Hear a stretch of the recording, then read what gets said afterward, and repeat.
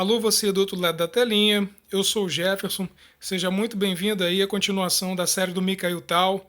É, Nessa partida, excepcionalmente, eu não vou mostrar uma partida do nenhum grande mestre, ninguém muito forte. Não vou mostrar a partida do Tal, mas foi uma partida até que foi jogada recentemente, dia 15 do 6 agora de 2017. E, bom, é, foi a jogada ao maior estilo tal e principalmente quando eu vi aquela miniatura que eu fiz o vídeo anterior, muito inspirado nela, querendo mostrar o conceito filosófico, né? Um pouco do conceito filosófico do Mikhail Tal, diga-se de passagem. Essa partida aqui ela tem muito da miniatura do vídeo anterior. Portanto, eu digo a você agora, se você não assistiu o vídeo anterior, para que você tenha mais entendimento, para que fique a coisa mais elucidada, eu realmente recomendo que você volte, assiste ele, são apenas 15 minutinhos, e que depois você venha assistir na sequência o vídeo número 2. Eu acho que basicamente é isso. Bom, essa partida eu estava jogando ela, de um modo geral. É uma partida de 60 minutos. Eu joguei no Play OK. Eu estava de brancas aqui e, como não dá para saber o nome do rapaz, né, na internet tem cada nome bizarro, mas eu pelo menos tive a hombridade de colocar MPD 951G, né? E eu sei que ele tinha 200 pontos de rating a mais do que eu. Ou seja, eu sabia que eu estava enfrentando uma pedreira, um jogador mais forte, 200 pontos mais forte é uma coisa realmente a se considerar, mas eu estava de branco, então o primeiro movimento era o meu e vamos jogar o xadrez, né? Essa é a ideia. Vamos lá, sem mais enrolação. Eu comecei a partida com E4, querendo ir para dentro mesmo. Ele vem E5, então abertura aberta. Então, em teoria, os dois jogadores querem jogar para frente, né? E realmente foi o que aconteceu aqui. Foi uma partida bastante agressiva e teve um momento que eu vou mostrar aqui para vocês. Obviamente, eu pretendo passar a partida inteira, mas teve um momento que realmente aquele cavalo do tal da partida anterior, para quem viu, realmente me inspirou e eu joguei ao estilo tal. Claro que nunca no nível do tal, mas ao estilo tal. Ou seja, filosoficamente e conceitualmente, com as coisas que eu aprendi com aquele movimento de cavalo que para mim deu um brainstorm na minha cabeça. Realmente foi muito inspirador. Eu fiquei bem, nossa, né, criativo, bem legal, né? O tal ter jogado daquele jeito. Eu consegui incorporar mais ou menos isso no meu jogo numa hora de indecisão e, bem, com um jogador mais forte, talvez até realmente desequilíbrio, né? A chamada hora H para separar os homens dos meninos. E eu vou mostrar aqui, é o que eu pretendo mostrar com a partida. Então o cavalo F3 atacando o peão, cavalo C6 defendendo, bispo C4. Eu gosto muito dessa abertura italiana, não sou um grande conhecedor de aberturas, mas até no Facebook ou em outra rede social, se eu não me engano, há pouco tempo tinha uma enquete sobre qual a melhor abertura de xadrez. E a melhor resposta que eu achei lá, dentre muitas, né? Tem gente que falou Gambito da Dama, Gambito do Rei, aceito ou recusado, italiana, Rui Lopes, enfim, cada um dizia a sua, né? Eu não sei quem foi que respondeu que a melhor abertura é aquela que você sabe jogar e que você se sinta confortável jogando. Falei, nossa, me encaixei nessa direitinho, né? De muitas aberturas, sei lá, eu gosto de botar o bispo em C4, já estou apontando para F7, já tenho o roque curto aqui pronto, se acontecer algum tiroteio aqui no centro, eu já tenho a possibilidade de rocar e pôr o rei em segurança. A gente sabe que o rei no centro é perigoso. Então, sei lá, eu me sinto confortável com essa abertura. Eu não jogo só esse tipo de abertura, mas das aberturas que eu vi assim, aberta, peão-rei, que eu gosto mais de jogar, eu gosto de jogar para frente, né? Claro que eu não sou um polmorfo ou Mikhail tal. Dentro do meu nível, eu gosto de seguir essa linha mais agressiva mesmo. Eu gosto do xadrez de ataque. Mas eu me considero realmente universal dentro do meu nível, obviamente. Tem que lembrar aqui, porque eu também sei defender bem, assim. Embora eu não goste muito de finais, alguns finais pelo meu histórico de partidas, eu vi que eu consigo jogar bem tanto no ataque quanto na defesa. Não acredito ser brilhante em nenhum dos dois, mas eu acredito que o meu jogo é equilibrado. Meu jogo não é só ataque, não só defesa. Eu acredito que eu consiga equilibrar bem isso, né? Pois bem, continuando, ele taca aqui o bispo C5 e com as mesmas ideias, apontando para o meu ponto F2. Eu tiro o cavalo para C3, é uma abertura realmente a lá Paul Morphy, né? Desenvolver as peças, botar o rei em segurança e partir para dentro, para onde realmente começa a partida, né? Aqui, certinho, tudo bonitinho, tudo igual, cavalo F6. Simplesmente D3, né? Deixando o meu bispo fora da estrutura e abrindo a linha, né? Diagonal para o meu bispo de casas negras, tranquilo. Ele joga aqui esse lance H6. Muitos teóricos aí de plantão dizem que é um lance que é uma perda de tempo, porque não desenvolve nenhuma peça nem nada. Mas, gente, se você não gosta de cravada, esse é o lance perfeito, entendeu? E como não tem nada de urgente acontecendo no tabuleiro, estamos na fase de abertura, não tem como explorar isso, né? Pelo menos não a priori. Então, e o cavalo não pode pular, o bispo não pode chegar e cravar. Mesmo os teóricos dizendo que é uma perda de tempo, na minha opinião pessoal, e está longe de ser a verdade absoluta do xadrez, eu acredito que é uma jogada interessante. Eu não a vejo, pelo menos, como perda de tempo. Até porque a gente sabe que em aberturas italianas dessa, né, que são aberturas mais agudas, né, desde o início você já está apontando para lugares importantes do campo adversário. Às vezes você pode pular o cavalo e tentar um ataque a fegatelo. E às vezes as negras não estão afim de entrar nessa complicação tão grande. Principalmente quando a galera de hoje em dia, quando vem com esse tipo de ataque muito bruto, já estudou várias linhas e não está jogando a primeira vez ao toque, entendeu? O cara já estudou isso alguma vez, alguma linha, e realmente você está caindo numa preparação e tal. Então, para mim, é um lance útil, né? Um lance bem válido, eu entendo a lógica dele. Embora alguns críticos dizem que não, mas enfim, tá valendo, vamos continuar. Simplesmente rock, né? Que tudo certinho. E aqui ele joga D6 com as mesmas ideias. Eu tinha visto alguns estudos meus pela internet aí, o site aí do Miguel Raal, um grande mestre internacional espanhol, que ele ensina bastante coisa também.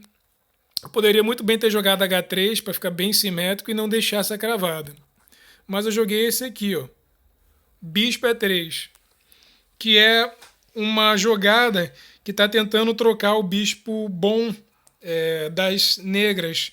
Esse bispo está bom porque ele está fora da estrutura, ele está apontando para o meu ponto em F2. A primeira vez eu achei uma jogada estranha, porque obviamente se bispo toma bispo, você vai dobrar a sua estrutura de peões, e isso é uma coisa que ninguém quer, né? Mas, de um modo geral, a explicação do mestre internacional, né, o Raal lá, ele explica que tudo bem, o bispo toma e você vai dobrar, mas mesmo assim a sua estrutura é muito sólida, você não vai perder por isso, e você abre aqui a coluna F para a torre. Essa torre às vezes demora muito para entrar em jogo, ela já ganha vida, entendeu? Então, de um modo geral, até você passar as torres aqui e começar um ataque rápido na ala do rei, realmente esse bispo E3 ele é interessante. E o peãozinho vai ficar ali dobrado, mas é o sacrifício que você tem que fazer. É um sacrifício que não chega nem a ser material, é um sacrifício meio que posicional, mas que tem seus lados bons e ruins. Eu fui assistindo, né, até a final, a análise da partida dele, que ele mostrou, e realmente eu fiquei convencido de que bispo E3 é uma jogada muito boa. E eu falei, bom, na minha próxima partida, né? Pelo menos uma hora, né, gente? Não vamos botar isso em blitz, né? Pode botar também, mas é melhor o conceito estar enraizado, né? E, enfim, botei logo nessa partida de uma hora. Eu falei, não, vou jogar esse bispo E3 aqui, vamos trocar e vamos ver se realmente essa coluna aberta ela vai ser realmente, se eu explorar bem, né? Igual eu vi no vídeo, né? Na videoaula, como é que vai ser isso, né? Vamos tentar aplicar esse método dele. Para minha surpresa, ele joga bispo B6, ou seja, ele não toma o meu bispo aqui e a minha teoria, né, realmente não pude testá-la agora. Como todo lance tem seus prós e contras, e agora quem tem a chance de dobrar os peões dele sou eu, né? Mas enfim, eu achei interessante. Aqui eu joguei A3, eu só não queria que esse cavalo pulasse para nenhum lugar. E, bem, já estou rocado e coloquei todas as peças e tal. Então eu queria expandir só um pouquinho aqui na ala da dama e, na verdade, eu queria restringir de alguma forma aquele cavalo dele. Jogar 3B4 aqui e começar a ganhar um pouquinho de espaço, só isso. Ele joga aqui bispo G4, já que eu não fiz o lance aqui H3. E nós temos o primeiro tema tático aí, que é a cravada relativa, né? Relativa porque o cavalo pode sair, claro que seria um erro tático grosseiro que está caindo a dama, pelo menos nesse momento da partida, diga-se de passagem. Mas enfim, começa a incomodar essa jogada aí desse bispo. Esse bispo já está me incomodando um pouco, me sentindo um pouco incomodado. Então, depois de refletir não muito tempo, eu joguei H3 aqui para ver se eu consigo deslocar um pouco esse bispo. E ele, né, 200 pontos de rate a mais, não ia largar o osso assim tão facilmente. Bispo H5. Mesmo que você não tenha nada na partida, se você está vendo que de alguma forma você está cutucando seu adversário, ele está sentindo, você não vai poder largar o osso, que você vai aliviar a pressão, né? Isso é uma coisa que você jamais, em qualquer nível do xadrez que você joga, entendeu? Você deve fazer. Nunca alivia a pressão. Bom, temos que continuar. Eu simplesmente achei bom tomar lá, já que ele não quer tomar aqui para abrir a coluna. Falei, bom, já que esse meu bispo de casas negras está fazendo muita coisa, eu simplesmente vou tomar lá, vou dobrar. Claro que eu estou trazendo um peão de canto para um peão de centro, mas estou dobrando, né? Enfim, para mim, eu acho que estava legal fazer isso. Ele toma B6. E aqui vem um lance.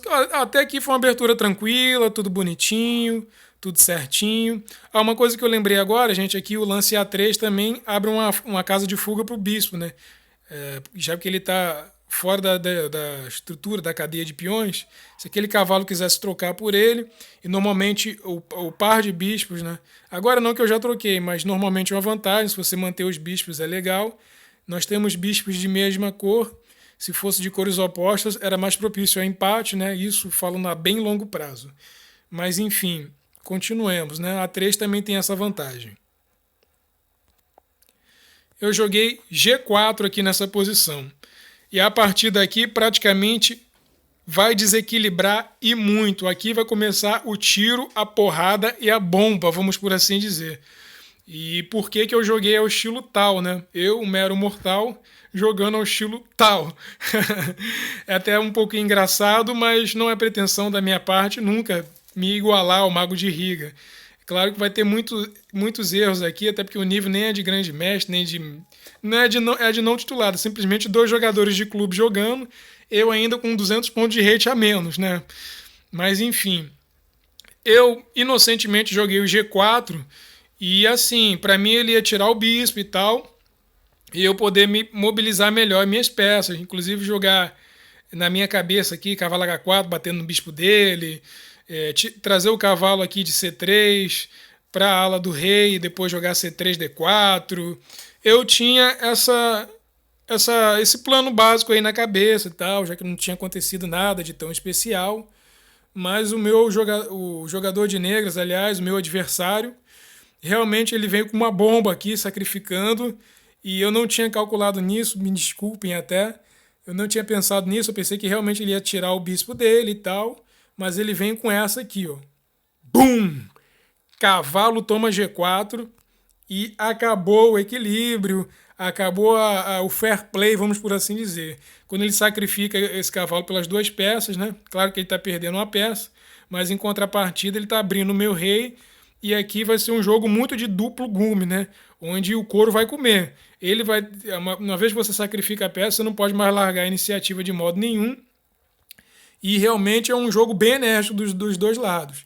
Eu só comparo isso ao jogo onde os rocks são de lados opostos, né? Se você rocar curto e o seu adversário longo, você sabe que vai vir uma tormenta de peões, você também vai mandar a sua. E é tiro, porrada e bomba, amigo. Quem chegar primeiro normalmente leva. E aqui, praticamente forçado, né? Cavalo toma H, toma G4, aliás, peãozinho tomou. E aqui ele toma de bispo, o bispo toma G4. E a sorte está lançada aqui, né? Eu confesso que fiquei um pouco bambo, meio atônito. Eu tô acostumado a atacar. E dessa vez acho que o caçador virou a caça, vamos por assim dizer. E olhando a posição friamente, eu continuo com o cavalo cravado.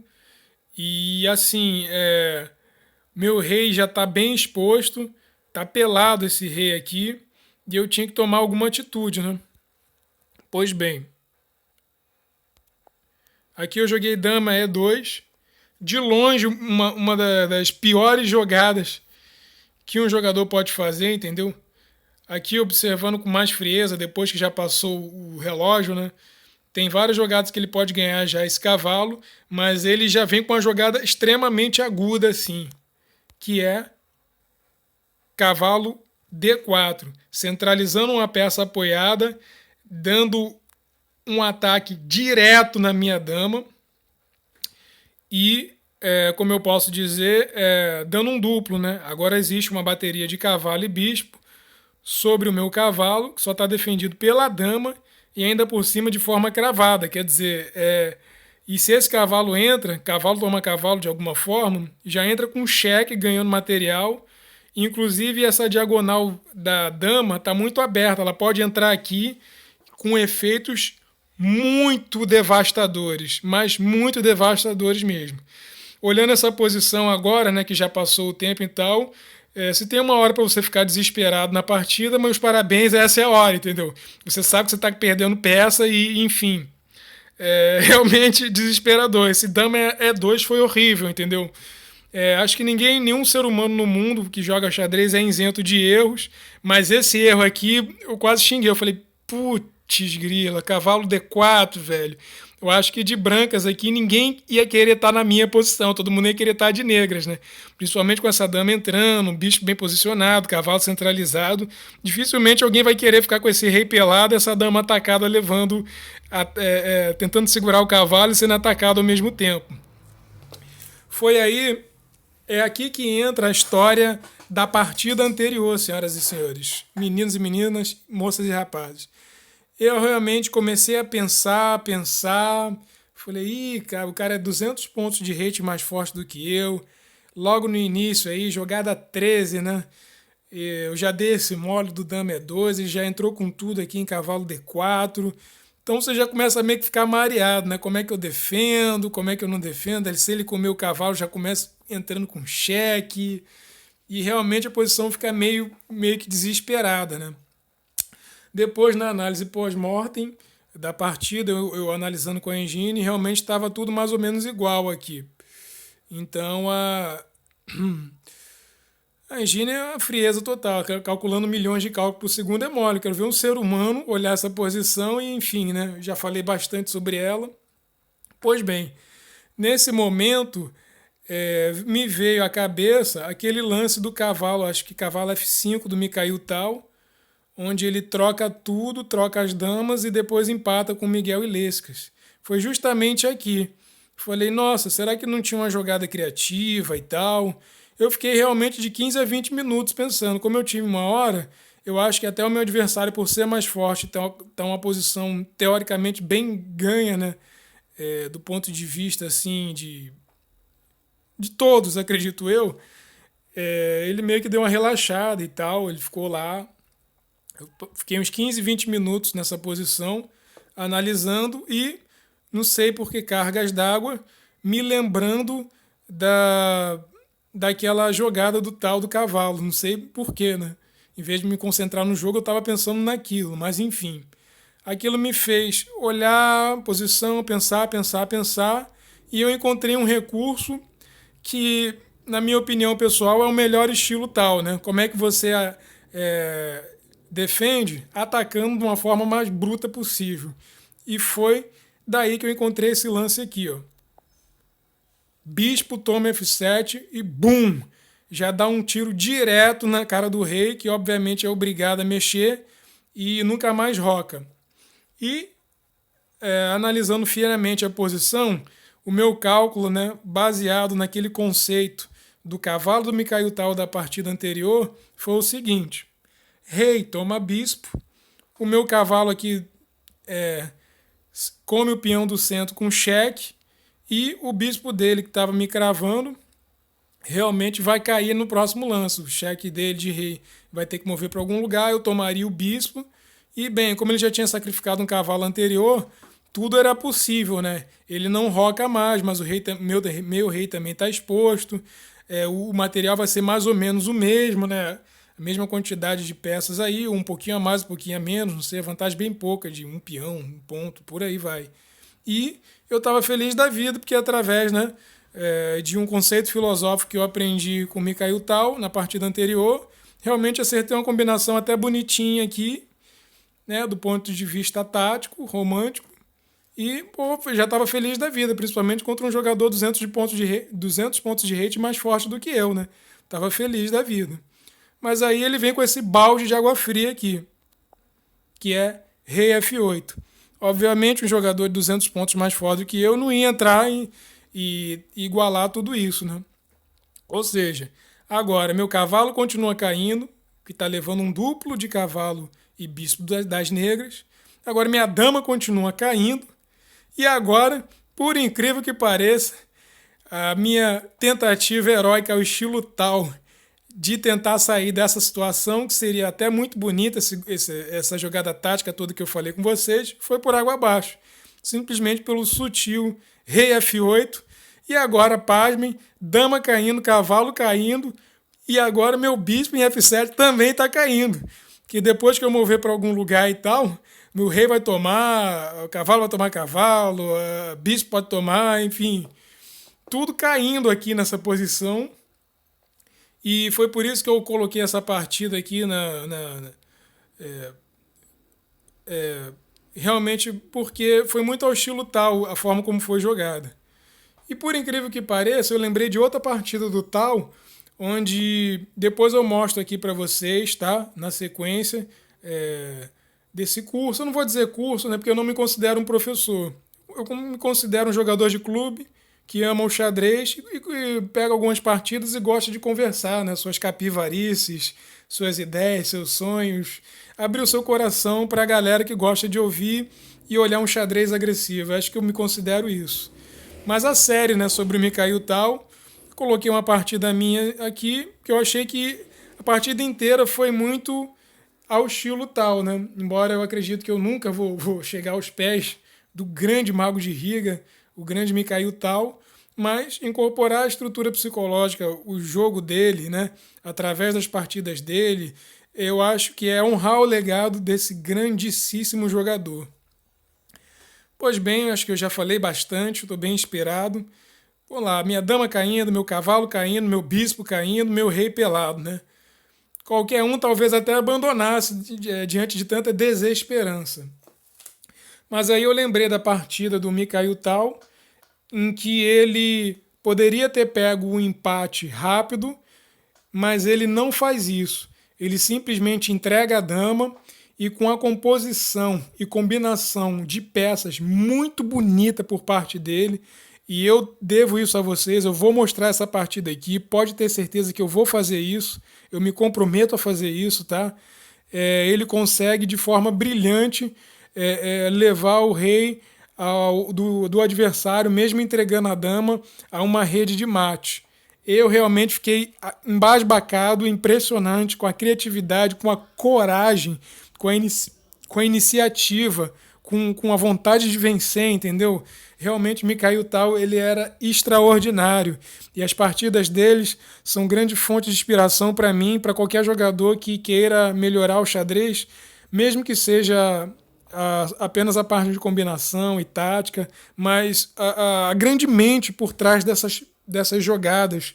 Eu acho que quando eu faço esse tipo de vídeo aqui, mesmo não sendo uma partida dele, eu honro a memória do Mikhail Tal. Pelo menos esse é o meu objetivo. Claro que no meu nível, né, jogador de clube, com o que eu tenho, o canal é bem precário, é bem simples, mas é assim que eu me sinto, honrando o nome do Mikhail Tal.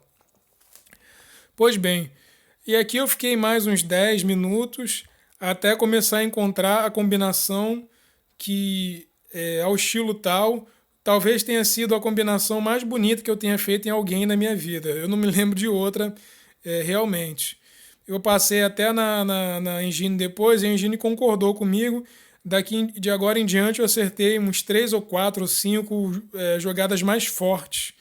E isso me levou assim do inferno, que está com todas essas peças caindo e rei pelado, ao céu de ter uma vantagem de um final ganho e promissor. E, bem, eu tenho que dizer isso, né? Jogam as brancas aí e tente não só achar a próxima jogada, mas com uma combinação inteira. Bem, parando ou não, tem que continuar, né? E aqui vem o lance, cavalo toma D4. E assim, apesar de ter sido eu que fiz essa jogada, realmente me lembra muito o conceito filosófico da partida anterior. Eu volto a repetir, se você não viu, por favor, assista. É um vídeo curto de 15 minutos, onde eu acredito que tem uma pegada ali do Mikhail Tal muito profunda, e eu acredito que isso seja interessante para melhorar o seu jogo de xadrez. E agora, simplesmente, meu bispo está caindo, meu cavalo está caindo, né? Mais ou menos ao estilo daquele cavalo que ele entra embaixo de uma casa defendida pelo peão, e principalmente minha dama está caindo, e vocês vão ver que calculei tudo certinho e está tudo certo aqui. Pois bem, continuando, o meu adversário, apesar de ter 200 pontos de rating a mais, ele não pensou duas vezes. Ele viu o seguinte, eu vi um cara 200 pontos de rating mais fraco do que ele, pensando 20 minutos, falei, bom, esse cara deve desistir, né? Tudo caindo, rei pelado vai desistir. Só que eu não desisti, simplesmente pensando naquela jogada do cavalo do tal, eu fiz essa jogada de cavalo, cavalo toma D4, e enfim, ele nem pensou, menos de um segundo ele já veio com o bispo com tudo e pô! Bispo toma E2 no instinto, né? E agora sim, cavalo tá caindo, bispo tá caindo e agora a torre também tá caindo, né? E só que ele não viu a continuação que inclusive me dá uma vantagem decisiva, que é cavalo E6 cheque, muito bonito, dá um duplo ali, né? Esse cavalo sai do nada, ele realmente não viu esse lance. Ele também joga muito rápido, ele não esperou praticamente nem um segundo para comer o bispo. Simplesmente faz rei toma F7 aqui, e eu obviamente vou lá e pum, estouro a dama dele, cavalo toma D8 com cheque. Preste atenção nesse detalhe que ele é muito importante, senão meu bispo poderia cair o bispo poderia comer a torre aqui. Ele não faz outra coisa, ele nem pensou, simplesmente de uma forma bem rápida ele joga torre de A, toma D8, e aqui para finalizar essa combinação belíssima, cavalo toma E2 e pasmem, apesar de estar todas as peças caindo, apesar da dama estar sendo atacada e eu ter entregue a dama de uma forma muito bonita e às vezes até mágica, né? Parece até mágica, um pouquinho da genialidade aí, inspirado, aliás, na genialidade do Mago de Riga, o grande Mikhail Tal. Eu consegui acertar essa combinação que, na minha opinião, é belíssima. Eu achei realmente muito bonito e até mesmo me surpreendi, inclusive com um conceito tão simples, criativo do que eu tinha aprendido com o Mikhail Tal, né? E aqui, se a gente olhar a posição resultante depois nessa grande combinação, a gente pode observar que o número de peões é quase o mesmo, né? Deixa eu contar aqui. 1, 2, 3, 4, 3, 2, 5, 6, 7 para as negras. 1, 2, 3, 4, 5, 6 para as brancas. Mais 2 torres para cada lado. Eu tenho esse cavalo de vantagem. E aqui é só uma questão de técnica. Claro que eu não sou o cara mais técnico do mundo. Mas, enfim, é uma questão de técnica bem simples para poder converter esse final, né? Aqui ele jogou rei E6. Aqui eu já joguei F4. A minha estrutura de peões está um pouquinho melhor. Mas enfim, né? Eu tô querendo trocar o máximo. Meu plano aqui é simplesmente tentar trocar as duas torres e levar para um final onde eu tenho peões bem. Uma cadeia de peões bem conectada, bem forte. E assim, com o cavalo de vantagem, procurar fazer com que ele erre, pressionando e assim vencer essa partida. Eu acredito que estava bem melhor aqui. Claro que como ele tem 200 pontos de rate a mais do que eu, ele não vai entregar fácil assim, que ele vai perder muito rate, né? E enfim, a partida continua ainda. O principal que eu queria mostrar para vocês eu já passei, mas eu vou passando rápido aqui os lances só para terminar e a gente fecha meio que com chave de ouro aí e continua fazendo. Eu pretendo botar bastante vídeos sobre o Mikhail Tal, e se eu tiver um brainstorm, se tiver um momento de inspiração, a gente vai passar e vai conversar aqui numa boa, papo super tranquilo, mais para diversão e se aprender alguma coisa, melhor ainda, né? Ele joga G6 aqui, e aí, como ele tem esses dois peões que podem ser passados e conectados, eu realmente fiquei com medo, né? Eu falei, não, eu tenho que bloquear esse, que se existe algum contrajogo por parte dele, deve ser daí. Então, F5 cheque para forçar essas trocas. Ele toma com aquele peão, G toma F5 e eu tomo de torre. Torre toma F5 para quê? Para facilitar dobrar as torres aqui, né? Ele continua aqui em torre de G, torre D, G8 cheque, perdão. E obviamente ele deixou a torre lá de H porque ele quer pegar esse peão passado, né? Embora ele seja sozinho, e tentar promover o contrajogo dele vai ser baseado nisso. Por isso que eu joguei Rei H2 aqui, porque realmente eu queria barrar qualquer tipo de contrajogo, jogar sólido. Eu acredito que tem hora que você deva atacar, que foi aquela hora que eu realmente estava na desvantagem, eu tinha que jogar de forma muito enérgica, né? Meu sacrifiquei o bispo em F7, depois simplesmente cavalo toma, sacrifiquei a dama temporariamente, enfim, para tentar desequilibrar, né, a meu favor. Uma vez que esse desequilíbrio já aconteceu, a melhor coisa que eu acredito que tem que ser feita realmente é você realmente jogar sólido e, de um modo geral, esperar que o adversário erre. Pelo menos é isso no que eu acredito, tá, gente?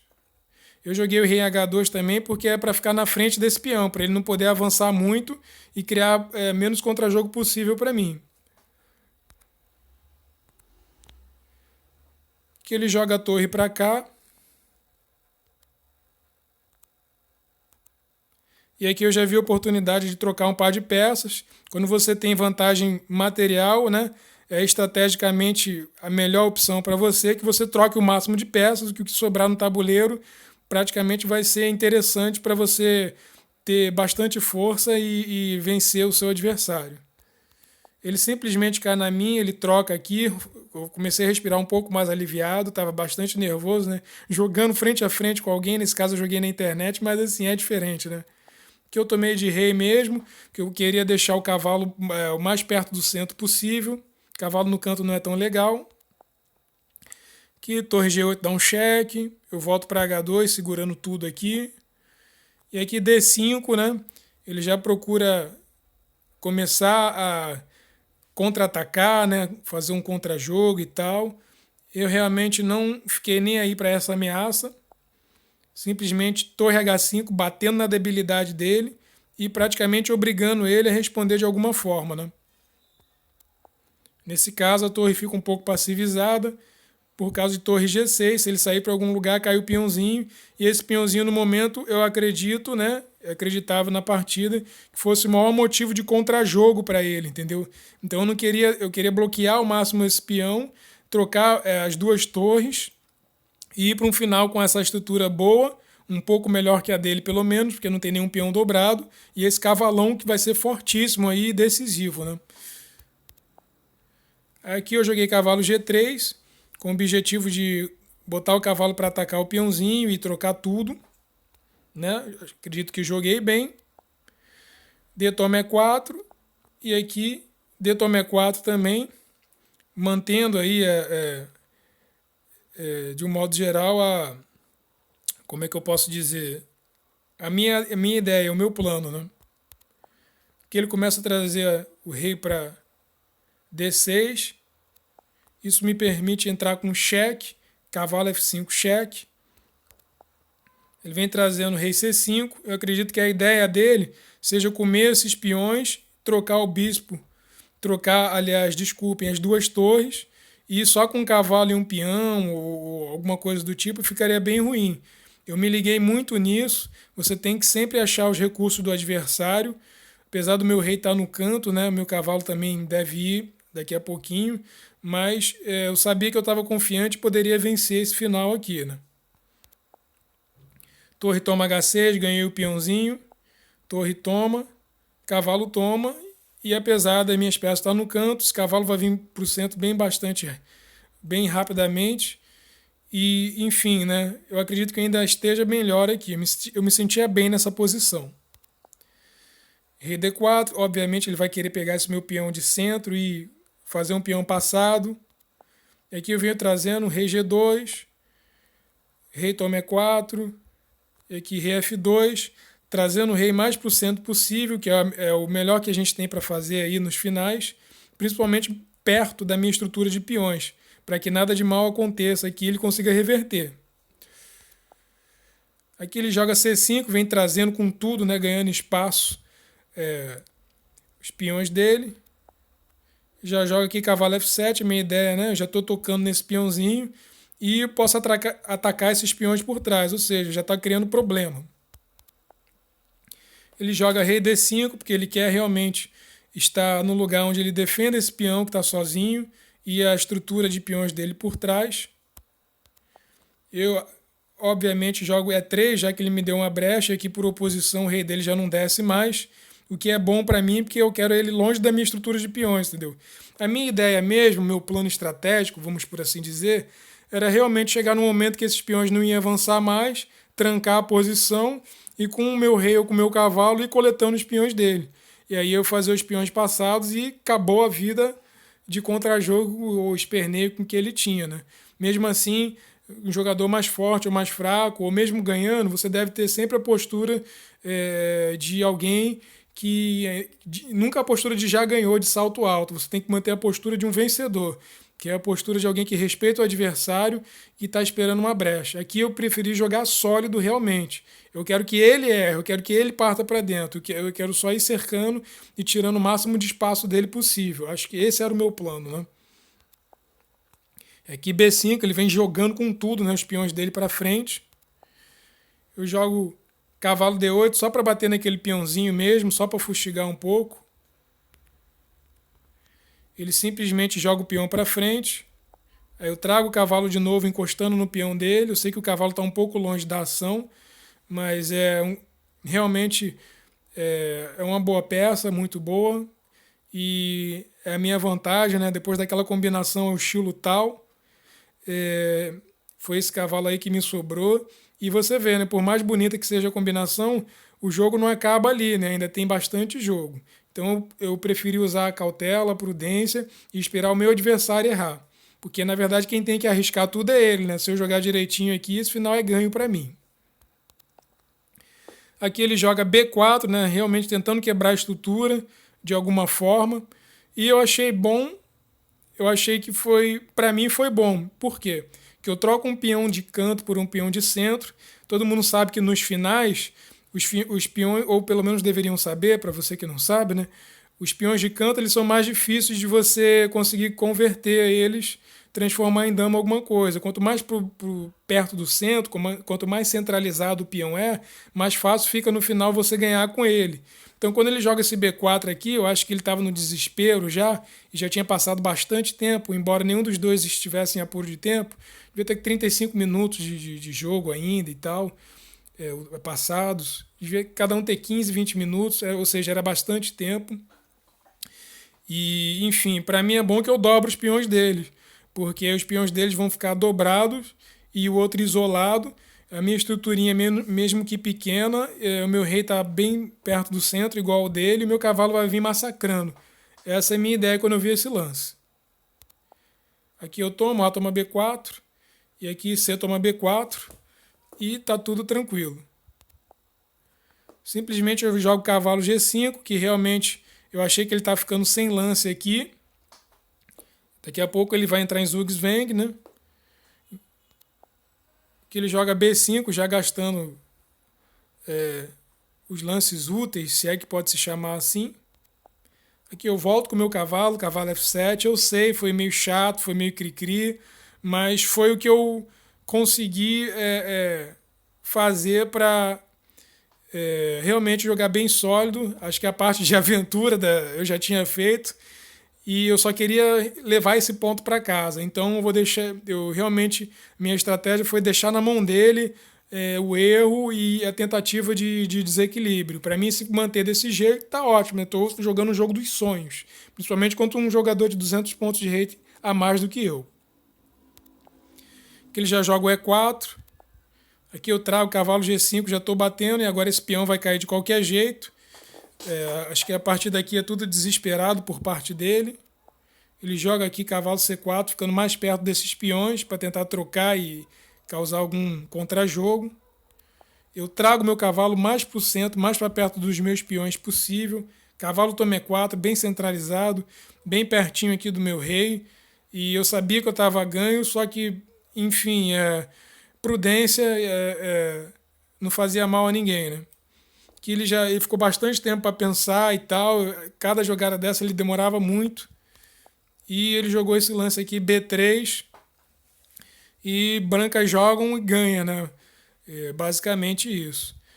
Você tem que ficar muito esperto o tempo inteiro, tanto na abertura, que eu não joguei tão bem uma abertura assim. Também acho que não joguei tão mal. Dentro da estratégia da italiana foi mais ou menos aquilo. Embora uma jogada errada desandou tudo. Mas se não tivesse desandado, pelo menos a jogada ao estilo tal, realmente eu jamais talvez tivesse feito a combinação que eu fiz. Portanto, dos males o menor. E sou muito agradecido ao Tal por tudo que ele fez no xadrez. E a minha inspiração realmente, acho que eu nunca teria achado essa combinação toda se não fosse aquela partida do cavalinho do lance anterior, do Tal contra o Miguel Illescas Córdoba, né? Enfim, aqui as brancas jogam. Se tomar de peão aqui é praticamente suicídio, porque o rei vai comer os dois peões e aí ainda vai ter um peão passado muito chato e dificilmente você vai dar mate ou conseguir vencer só com um cavalinho.